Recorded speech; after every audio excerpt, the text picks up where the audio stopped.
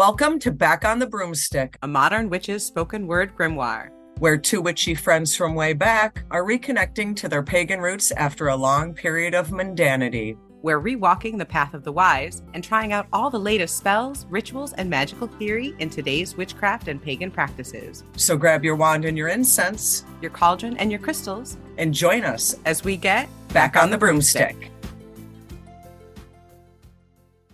Hi, and welcome to Back on the Broomstick. I'm Layla, and this is the fourth episode of the Elemental Magic series. And for this episode, we'll be wading into the magic of water. Water is the element of intuition, healing, and emotion. From the holy wells of the Celts to the dark banks of the River Styx, water has long been part of our collective subconscious. We'll explore the wisdom of water through its magical correspondences, its liminal symbolism, and its deeply personal connection to our bodies and minds. But wait, I'm Chelle, and before we dive into the water, like what I did there, before we dive into the water, we want to talk a little bit about a wonderful, fabulous upcoming event, Pagan Pride Day. It is going to be Pagan Pride Day all across the world throughout the month of September. So we want to take a moment and talk about what is Pagan Pride Day, where did it come from, where is it headed, and what are we doing for Pagan Pride Day? Layla? You and I have celebrated this for a very long time, going back to the first Pagan Pride we ever attended was in 2001. Almost to the beginnings of Pagan Pride Days, That's right. honestly. Almost. From what we looked it up not too long ago and found out that Pagan Pride, there's rumors that it started in the early 90s, like right around 1992. But there's really no documented evidence of that. The first time there's really any documentation of a Pagan Pride Day was in the late 90s, or like right around 1998. And that was what, 3, 4 years before we went to our first Pagan Pride Day, which happened to be the very first New York City Pagan Pride Day, circa 2001. And sadly, it was shortly after the September 11th attacks in New York City. Yeah, so there was really a sense of wanting to come together, that solidarity, that connection amongst witches. Like, it was a deep, deep experience, I think, both emotionally, magically, mentally, the whole thing. Yeah, there was a lot to it. And I'm going to post pictures of baby witch Chelle and Laylla at our Pagan Pride Day in New York City back in 2001.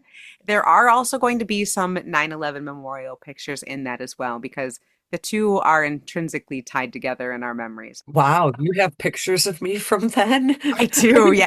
I didn't know they existed. I can't wait for these social media posts. You had bright red hair. I remember that hair and I Yeah. loved it. I can't wait.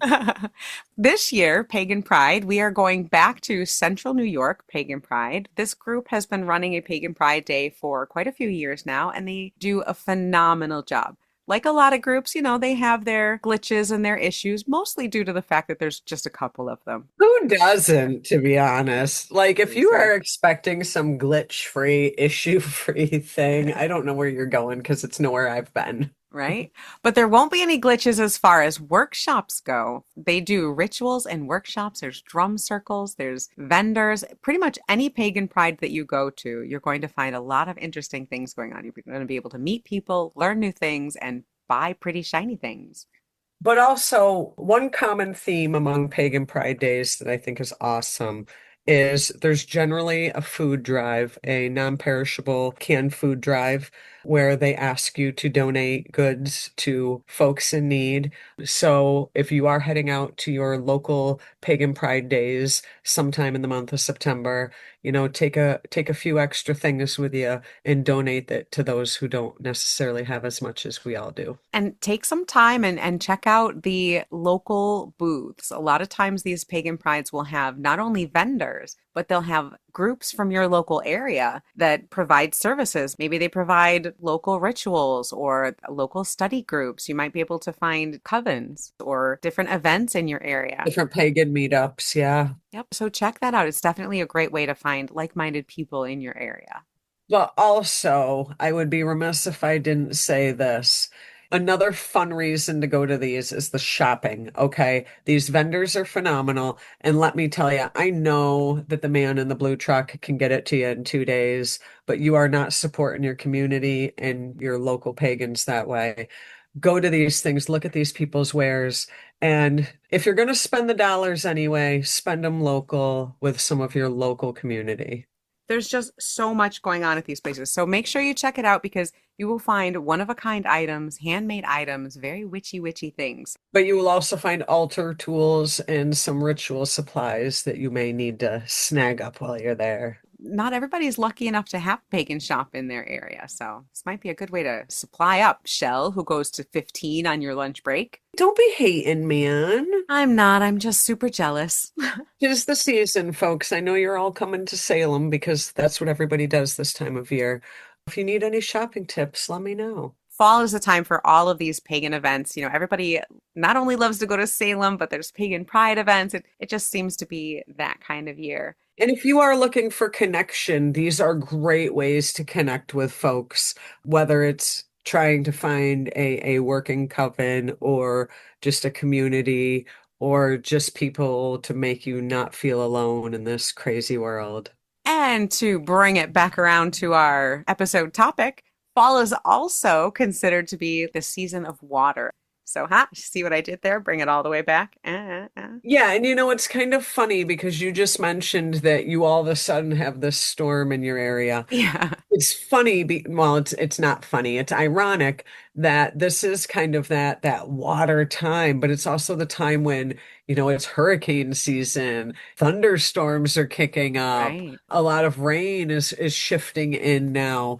And so it's almost like the earth feels like it's in its water phase right now. And I had sent you videos of this. We'll see if we can get some posted. But I went down the other night to the shore. We had a storm coming in here in the North Shore, Massachusetts, and those waves, like there's an energy that comes in with that water.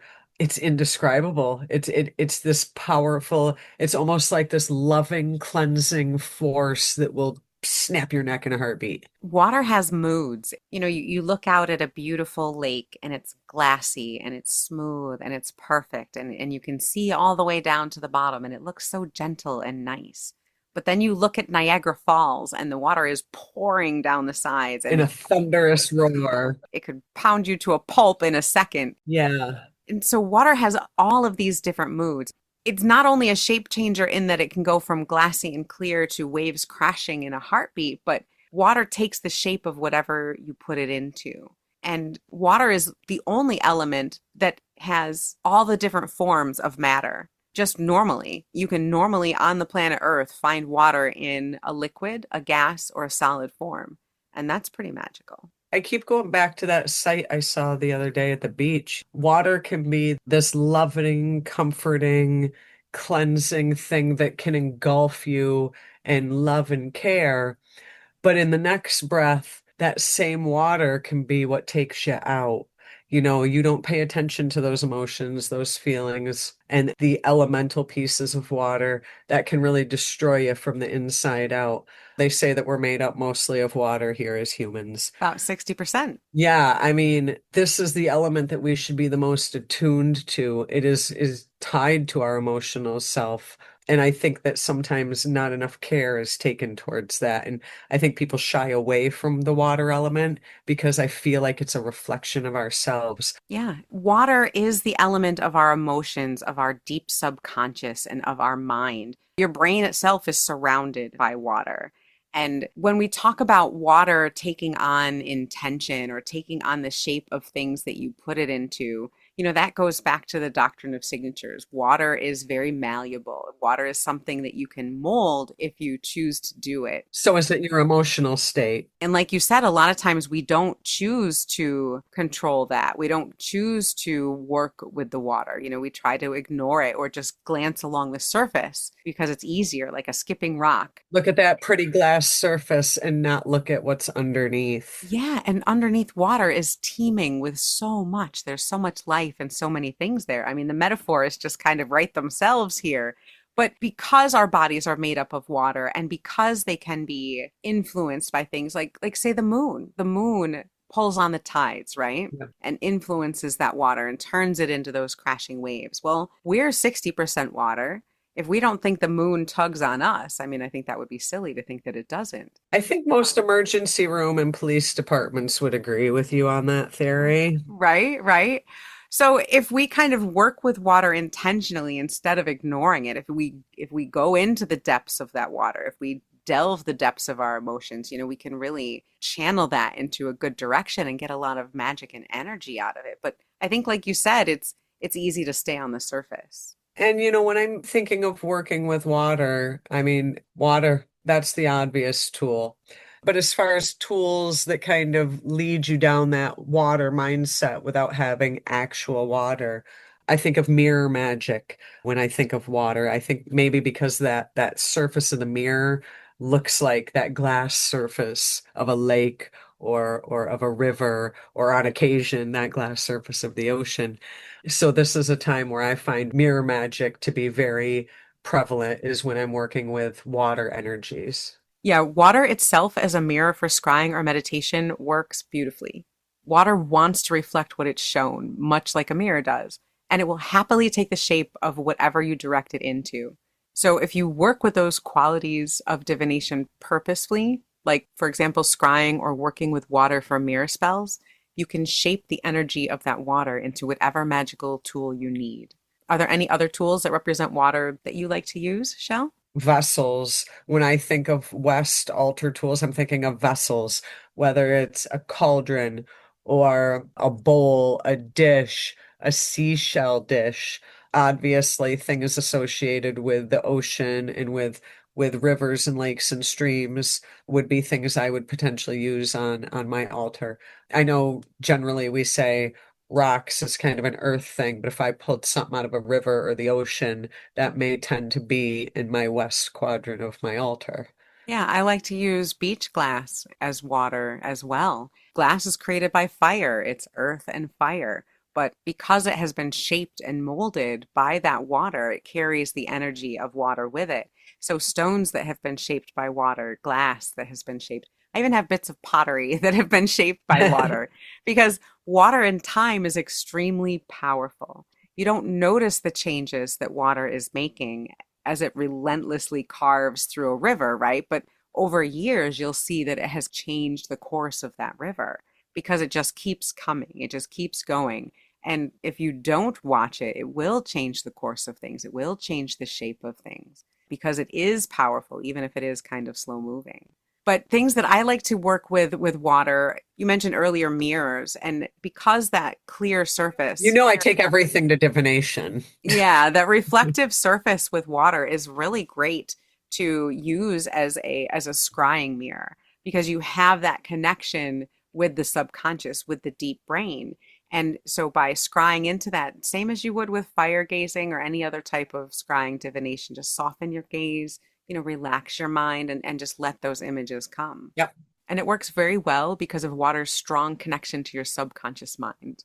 And it's also number 842 on what you can do with all that stocked up saved moon water that is on your shelf or under your Right. dresser that you're like, what do I do with this now?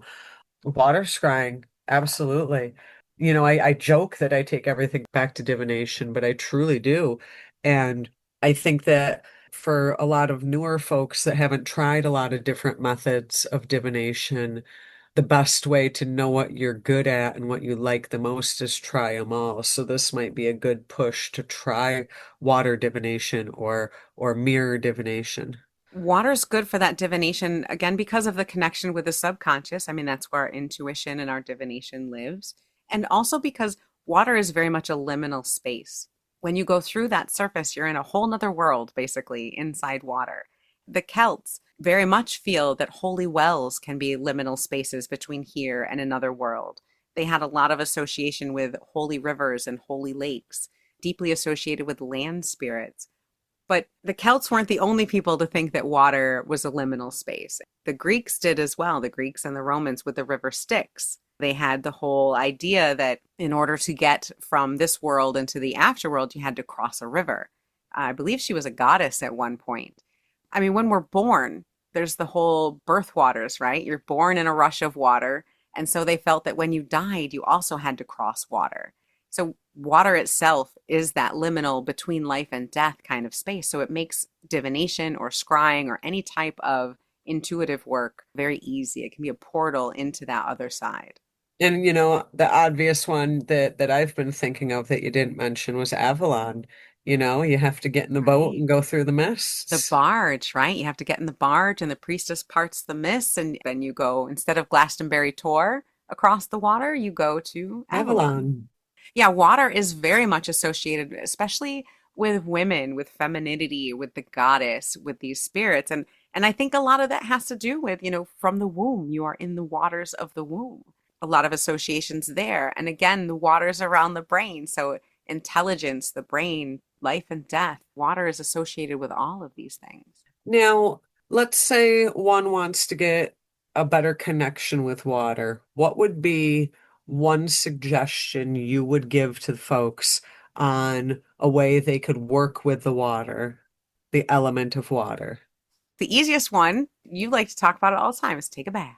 Take a ritual bath. Get yourself into the water. Get your body in the water. Get wet.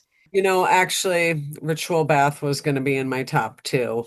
And with that, what I think is most effective for me, take some flower petals. Sometimes it can't all be rose petals, folks. Sometimes it can be, but not always. Flower petals, some ritual oil. Obviously, you're going to want to cleanse your bath prior to getting in and just get in and just kind of soak it all in, and maybe whatever herbs or oils you put in your ritual bath, or even flower petals for that matter, maybe to a means to whatever end you're looking at. Are you looking for clarity, or are you looking for a vision of the next steps you should take? What is the purpose of that bath, which may dictate what you put into that bath. But get into the bath. Even if you just need a good cleansing, if you just need a good cleansing, showers. And I do not mean that in the take a shower, you'll get cleansed. Ha You're a ha ha. dirty witch. Take a You're a shower. dirty witch.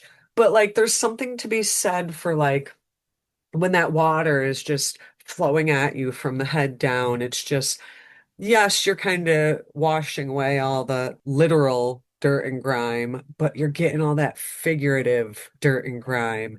It's almost, I look at it almost sometimes as like an aura cleanse. It's like showering your aura, showering your space, a good time to be able to cut all the ties off you. As you're washing yourself of those ties from that day or what have you.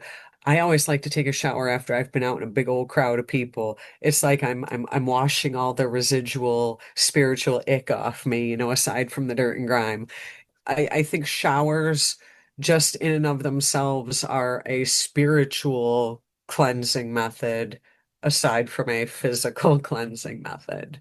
Showers are one of those amazing like for like magic spells that are perfect because it's so easy to visualize. Step in the shower, the water's coming down from your crown and it's flowing down your body. And as it flows down your body, it carries with it all the negativity, all the grime, all the dirt, All the all the bullshit. bullshit.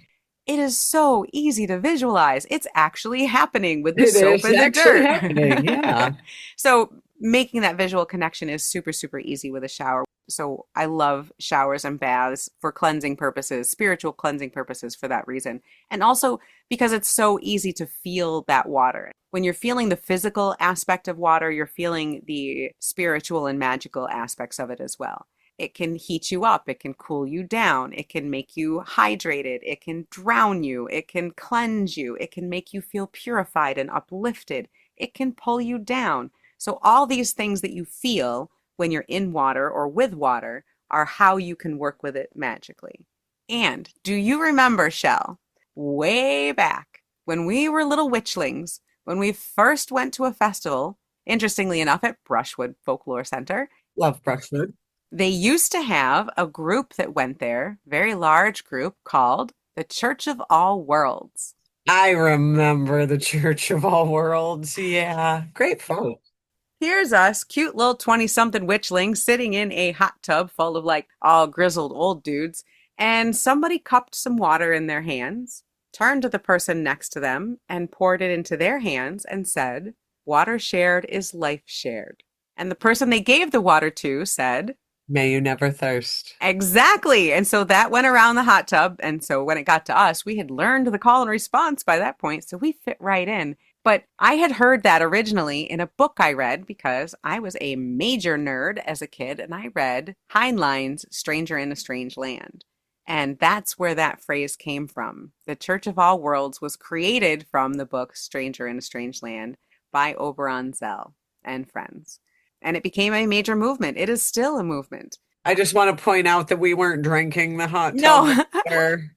no, no, no. It was poured from hand to hand in that Yeah, particular there was case. no drinking involved in this Ew. water. It was pagan soup enough at that point. There is no way in all the freaking levels of hell you would have gotten me to drink any of that water or even put my face in it. I would have literally licked dew off of grass before drinking hot tub water at a festival. Gross. Ew. You can barely get me into a hot tub at a festival these days. So, anyway, that was the first place I remember seeing water very prominently displayed in a pagan ritual. And it was very, very important to them. But water shared is life shared. We're water. You know, we need water to survive. When we're sharing water, we're sharing a little bit of ourselves. And this is water that has been drank and evaporated, rained down upon the earth, grown into something else, and through this cycle for millennia. You're drinking water that dinosaurs drank. This water's been around for a while. And so it's that deep history, it's that subconscious, it's the past, it's that slow moving knowledge. You know, all of this is there. So when you're drinking this water, you're literally drinking history. You're sharing life with everyone that has ever been on this planet and everyone that ever will be on this planet. I think you're starting to shed some light into some of the reasons why I've never really been a water drinker. Um, Yeah, it's starting to sound a yeah. little gross, right? You're kind of making it less appealing as time goes on. Think of it less as swapping spit with Hitler and more like, Swapping spit with a mountain. I guess, yeah, a god. I don't know. The earth itself, something cooler. I don't know. Well, I think that water is definitely an element that people shy away from that really should be, I think, delved into more. You know, you got that mental part of air, you've got that solid grounded part of earth, you've got that passionate drive of fire. You need to bring that emotional sense of water into things. There's four elements for a reason because we require that balance. And I think that water is always the one that kind of gets shunned a little bit because there is an air of mystery that can be scary. But I think it should be equally delved into as the other elements. I think some of it may come from a fear of self-reflection. People tend to get nervous when things get too deep. There's definitely a lot going on underneath the surface most of the time. Like with fire, it's pretty cut and dry, like we spoke about before. You know, fire, it's there, it's in your face, it can't be missed. Whereas water, there's just so much unknown and mystery. You know, I think a lot of people are afraid of their subconscious. We're afraid of our memories and our deep emotions. You know, it's scary in there. Go Well, diving yeah. around in your brain and your emotions, and it can be painful and it can be scary. I don't need to confront my own crazy. I already know I'm there. Yeah, so I think that's why sometimes we kind of shy away from it a little bit. But one of the ways that I found that made working with water easier for me was witches like moon water, right? Absolutely. Everybody's got that shit out on their porches, on their windowsills, and then not a damn one knows what to do with it afterwards. That's right. We get our jars because witches love We jars. love things we can put things in. Yeah, we do. So we get our cute little jar, we put some water in it, and we set our intention over the water, right? We're like, for this full moon, I want to charge this water with the power of the moon.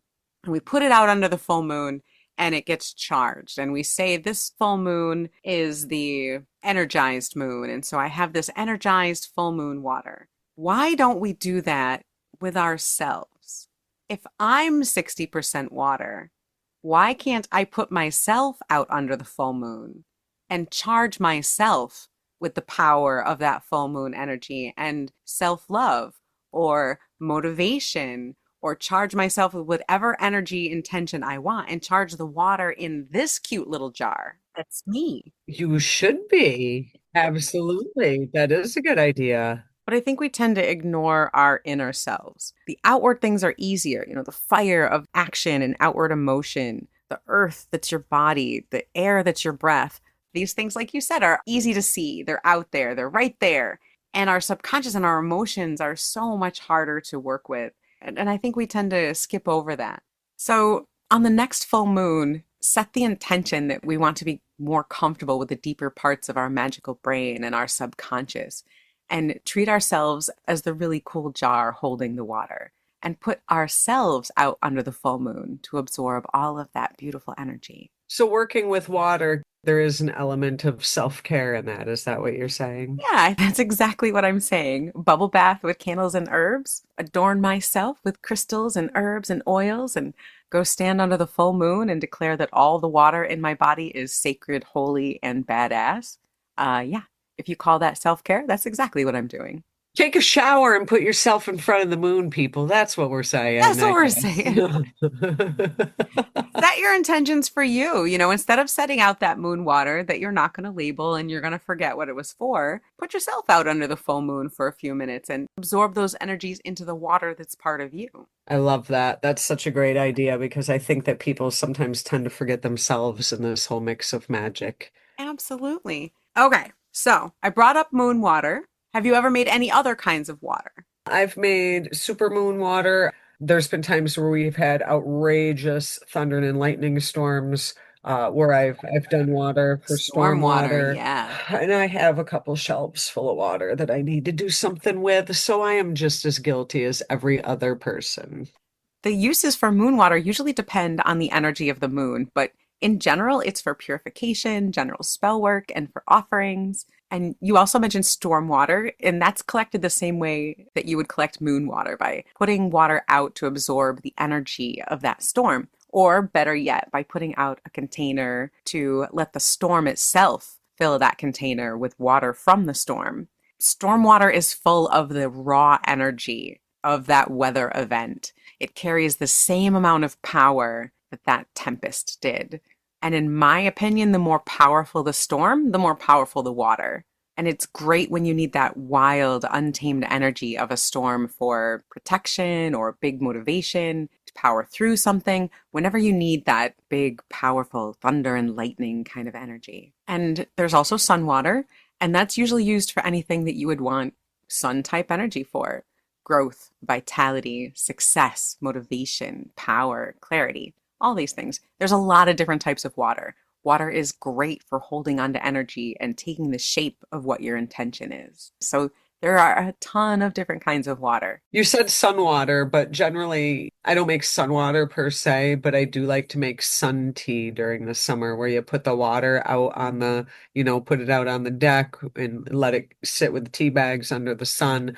I love that. I love that so much. We used to do that when I was a kid and I just love that.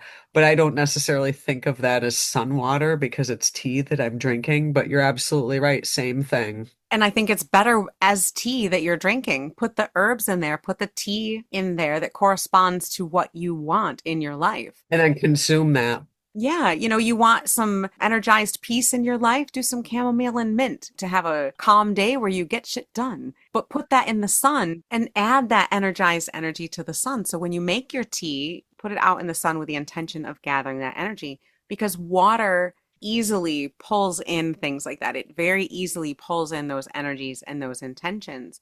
And it also has a lot of the properties by itself. We talked about taking showers to cleanse ourselves.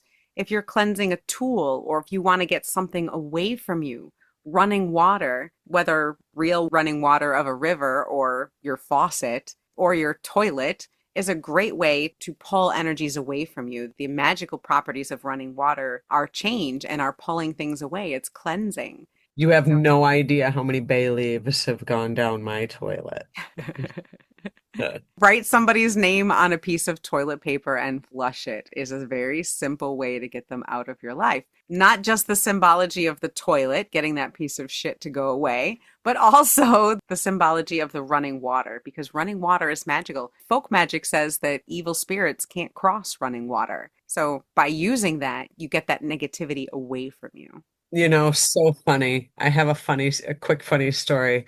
So, at my awesome, awesome part-time job at one of the witchy stores downtown, the big boss has a rule, and he's going to laugh when he hears me say this. So, his rule, and it involves water in the bathroom, toilet seat always has to be closed. Why would you ask? Why is it so imperative that he insists the toilet seat be closed? Because he doesn't want the demons coming up, man. Keep them demons down. Whatever the demons are, that's up to you to imagine. But keep the demons down, keep the seat down. Because, that's another thing. People always talk about how energies and spirit energies can travel. Spirit energies can travel through water. If you're looking to say you're doing house protections, looking off to seal off your space, you would be remiss if you forgot about water lines and water connections, because just as much as electrical lines can be a conduit for spirits to move about, water can be a conduit for spirits to move about too. And my boss does not want no bullshit coming out of that toilet, spirit energy or otherwise, so the lid stays down. Water is definitely a conduit for spiritual energy, for spirits. In our previous podcast, The Stoned Witches Hour, we looked into supernatural events and hauntings around the country. I was very, very surprised at how often a lot of these haunted places were on top of or very close to running water. They had some sort of correlation to running water. Yeah. I mean, it's definitely a conduit for spirit movement. So keep the toilet lid down, my Yeah. friends. But, also same thing when you're cleansing, if you're cleansing your space, warding off space, just as much as you would cleanse and seal mirrors and window ways, you would do the same with faucets, your toilet, etc. Yeah, side note, a lot of people understand that a window or a doorway is an opening into your house. They don't realize that a heat vent or a water pipe or Or an an electrical electrical outlet outlet. is an opening into your house. And so if you are being very serious about warding your house, people will cleanse and seal all openings of their home. So yeah, we Correct. don't always think about those. Those are just some of the things about water that sometimes people forget about, because water is the one we kind of try to rush through because no one wants to, Yeah. deal with that emotional Nobody stuff. wants to deal with that emotional shit. We all want to quick get around that. But that's the one that we really need to work with. Our bodies are so much water. Our brains are so much water. And by connecting with that, by controlling that and harnessing that, we can start to make it work for us and help us achieve our goals. Water is powerful. Water wheels are one of the first ways that people made energy. So, if you can harness that power, it might feel slow at first, but you get that rushing water going, and there's not a lot that can stop a whole wall of water. That's one way to raise a lot of energy for a spell working. I love water. I actually love water. I absolutely love water. Like I was saying before, that energy that you get at the ocean, it's so loving and caring, but yet, like, kind of a Jekyll and Hyde, it can be so destructive and horrible. And when you look at the earth is covered mostly in water. We don't know what the hell's under there. So it's also water is the ocean is kind of that last mysterious, all the mysteries that are left, it seems, in this world are in the water right now. Yeah, it's the deep. It's those deep, dark depths that we're very scared of. The ones in our brain and the ones on the planet. But they're also those ones that have those hidden secret jewels and gems and nuggets of wisdom and wonder and amazement. Because of its connections to deep wisdom and amazement and to the spirit world, water is probably my favorite offering to make to any deity, to any land spirit. Pretty much anybody that you offer water to, except for maybe a pure fire spirit, is going to be appreciative of that water because water shared is life shared. It makes up so much of what's on this planet. It makes up pretty much everything, and we all need it in some way to survive. So by sharing water, you're basically saying, I respect you. I respect your life. And that's a beautiful thing. And so it makes a very easy, simple offering to your ancestors or to your deities or or to your spirit guides. I see people all the time that are like, I made this offering of food. What do I do with it now? Or I made this offering. How do I dispose of it? With water, you don't ever have to worry about that. You can just let it evaporate. You can put it out on the earth. That is something that's always accepted.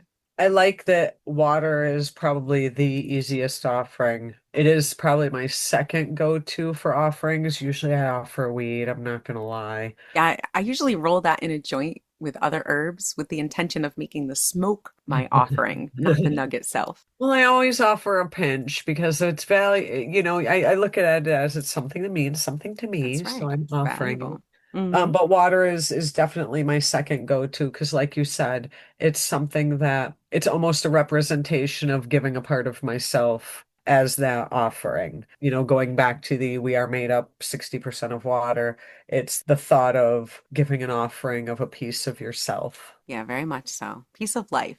This makes me want to go get a drink. Yeah, I'm kind of thirsty too.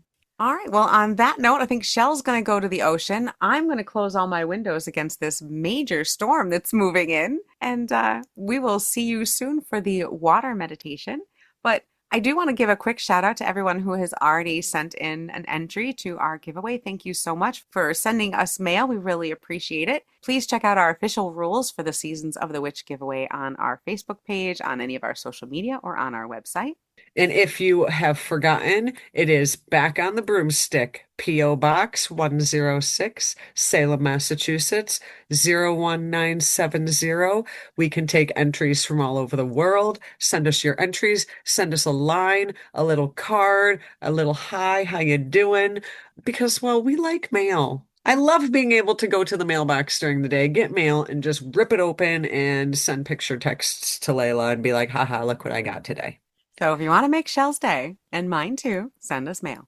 But we do want to just say, check out the official rules. We did have a very kind listener point out that there are weirdly rules when it comes to giving things away. You have to be very cautious about how you do it and very careful. So we carefully looked up all the rules for a whole bunch of different countries, and we made this legal for as many countries as we possibly could.